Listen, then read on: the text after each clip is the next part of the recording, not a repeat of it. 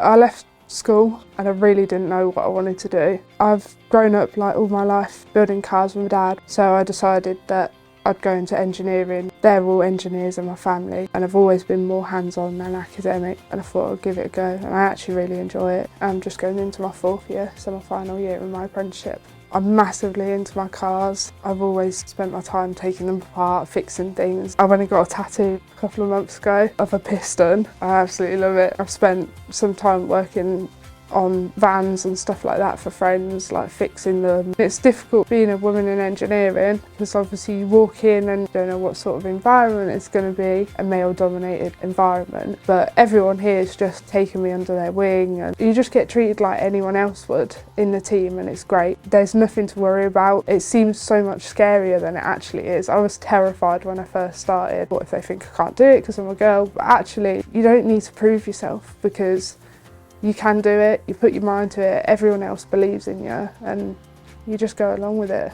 There's been loads of training development. When I first started, I'd hear like, oh, there's this training course on and stuff like that, and be like, can I go and do it? And you learn so much from it. You get to see the theory side of things and how it works in detail, and then you go out and you see it on the shop floor, and it sort of like puts things together. I've had loads of opportunities doing all sorts of things, both in PET and canning, but also other things like first aid training and stuff like that. I went on to shift quite early in my apprenticeship, sticking with that one person who sort of guides you through it with the training as well, just constantly working on the breakdowns and the PMs and stuff like that. You pick up like a lot of skill and knowledge that you don't expect, and you work alongside your mentor and you take it in and then you know what you're doing, and it does stick like with the practical side of things. So the best thing about the working environment is probably the teams and the teamwork, working alongside my mentor. Obviously there's other members of the team that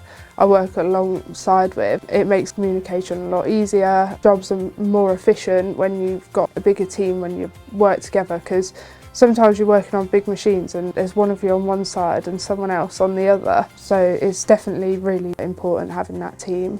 My favourite project? I think it's got to be the APMs. So we've got annual plan maintenance, so we do that once a year on each line, and you get to strip like the whole thing apart and you rebuild it, and on each line I try and work on a different part. So I've done like the seamer, the filler, the packer, just to sort of get the different knowledge of how the components like fit together. There's loads of different things that you're doing, so you've got breakdowns, PMs, planned maintenance, patrolling the lines, making sure that it runs to like production requirements. I chose to do an apprenticeship over university because I'm not really an academic kind of person. I really struggled at school, but I wasn't quite sure what I wanted to do when I left school, so I did do a year at college, but I didn't enjoy it. I decided to go for an apprenticeship and I really enjoy it. I'd definitely choose an apprenticeship over university any day. It definitely exceeded my expectations. I walked in not knowing what I was going to be doing or what I was going to learn, and I've learned so much and I absolutely love it. And it's just